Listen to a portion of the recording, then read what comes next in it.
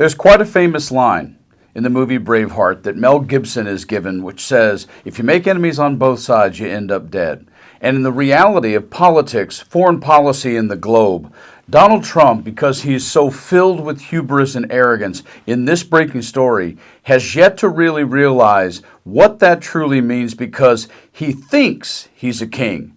Yet it becomes a problem when he actually gets kicked in the teeth by one. I'm going to show that to you in just a few seconds. But let's bear in mind, Donald Trump's the guy who decided to go after both sides of North America. He picked on Mexico and then went around to try and question the sovereignty of Greenland and, of course, attacked Canada. And this is what happens when you start doing stuff like this. Take a listen. And now moving to Europe, new Canadian Prime Minister Mark Carney met with French President Emmanuel Macron in Paris on Monday. The two world leaders discussed ways to strengthen the economic and security ties between Canada and France. And during the meeting, Canadian Prime Minister Carney sought support from Ottawa's oldest allies amid repeated attacks on Canada's sovereignty and economy by President Donald Trump.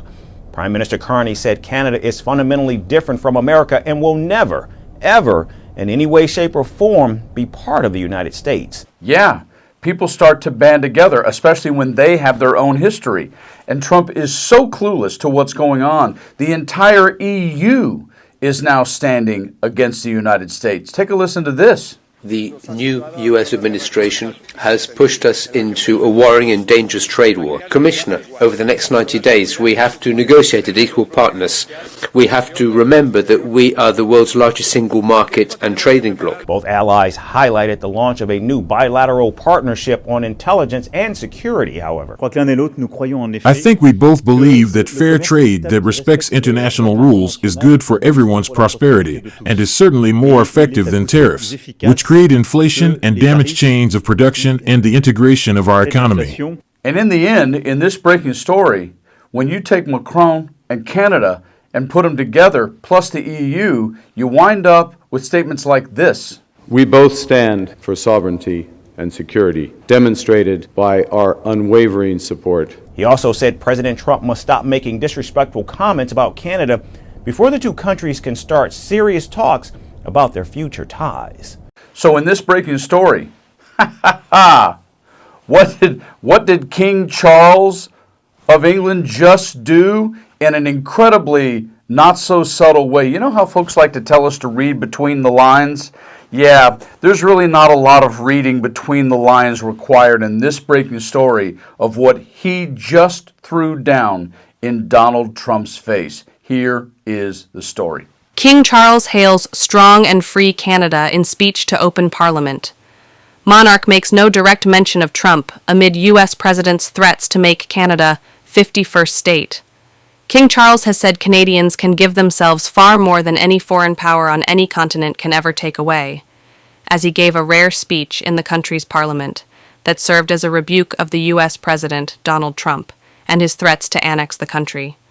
Charles, who serves as Canada's head of state, is the first monarch since 1957 to preside over the opening of a new Canadian Parliament. In a speech attended by lawmakers, Indigenous leaders and dignitaries, Charles, on his 20th visit, praised a country he said he loved so much. The true North is indeed strong and free, he said, a reference to both the Canadian national anthem and recent threats from Trump to make Canada the 51st state. The speech from the throne is typically given by the Governor-General and is meant to outline the government's plans for the next session. The speech is written by the Prime Minister's office in consultation with staff at the King's office. The King made no direct reference to Trump, but his language was closely watched for implicit criticisms of the U.S. President and his dramatic recasting of the U.S. relationship with Canada. Democracy, pluralism, the rule of law, self-determination, and freedom are values which Canadians hold dear and ones which the government is determined to protect, said Charles, telling attenders that by staying true to Canadian values, the country could build new alliances and a new economy that serves all Canadians. The King alluded to efforts to ease tensions with the U.S. The Prime Minister and the President of the United States, for example, have begun defining a new economic and security relationship between Canada and the U.S., rooted in mutual respect and founded on common interests to deliver transformational benefits for both sovereign nations. Sitting next to Queen Camilla, The king also alluded to the last time a monarch opened a new parliament nearly 7 decades prior, when his late mother visited Ottawa. Queen Elizabeth said during her 1957 speech that, "Against the backdrop of international affairs, no nation could live unto itself." Charles said that he took great pride in the way in which Canada has continued to set an example to the world in her conduct and values as a force for good.